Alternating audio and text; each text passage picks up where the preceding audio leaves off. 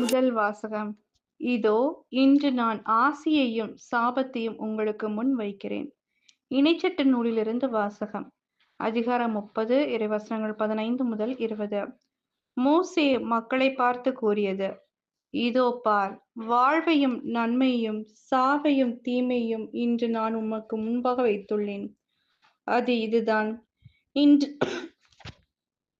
இன்று நான் உனக்கு கட்டளையிடுகிறேன். உன் கடவுளாகிய ஆண்டவர் மீது அன்பு பாராட்டு. அவரை பின்பற்றி அவரது வழியில் நட. அவரது கட்டளைகளையும் நியமங்களையும் முறைமைகளையும் கடைபிடி. அப்போது நீ வாழ்வாய், நீ பலுகுவாய். உன் உடைமையாக கொள்ளப் போகும் நாட்டில் உன் கடவுளாகிய ஆண்டவர் உனக்கு ஆசி வழங்குவார். ஆனால் உனது உள்ளம் விலகிச் சென்று நீ செவி கொடாமல் கெட்டலைந்து வேறு தெய்வங்களை வணங்கி அவற்றுக்கு பணிவிடை புரிந்தால், இன்று நான் உனக்கு அறிக்கையிட்டு கூறுகிறேன், நீ நிச்சயம் அழிந்து போவாய். நீ உரிமையாக்கிக் கொள்ளுமாறு யோர்தானை கடந்து சென்றடையும் பூமியில் உன் வாழ்நாள் நீடித்திருக்காது. உன்மேல் இன்று நான் விண்ணையும் மண்ணையும் சான்றாக அழைத்து வாழ்வையும் சாவையும் ஆசியையும் சாபத்தையும் உனக்கு முன் வைக்கிறேன். நீயும் உன் வழித்தோன்றல்களும் வாழும் பொருட்டு வாழ்வை தேர்ந்துகொள்.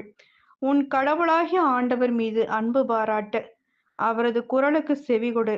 அவரையே பற்றிக்கொள்.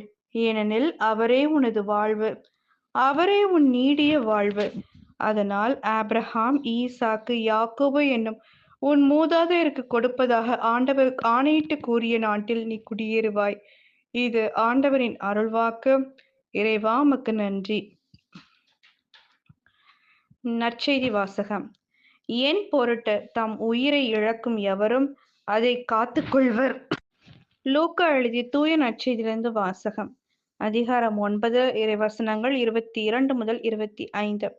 அக்காலத்தில் இயேசு தம் சீடரை நோக்கி, மானிட மகன் பலவாறு துன்பப்படவும், மூப்பர்கள், தலைமை குருக்கள், மறைநூல் அறிஞர் ஆகியோரால் உதறி தள்ளப்பட்டு கொலை செய்யப்படவும், 3ஆம் நாளில் உயிருடன் எழுப்பப்படவும் வேண்டும் என்று சொன்னார்.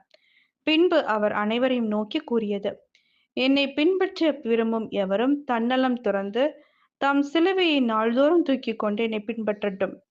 ஏனெனில் தம் உயிரை காத்துக்கொள்ள விரும்பும் எவரும் அதை இழந்து விடுவார். என் பொருட்டு தம் உயிரை இழக்கும் எவரும் அதை காத்து கொள்வார். ஒருவர் உலகம் முழுவதையும் தமதாக்கி கொண்டாலும் வாழ்வையே இழப்பாரெனில் அவருக்கு கிடைக்கும் பயன் என்ன? இது கிறிஸ்துவின் நற்செய்தி.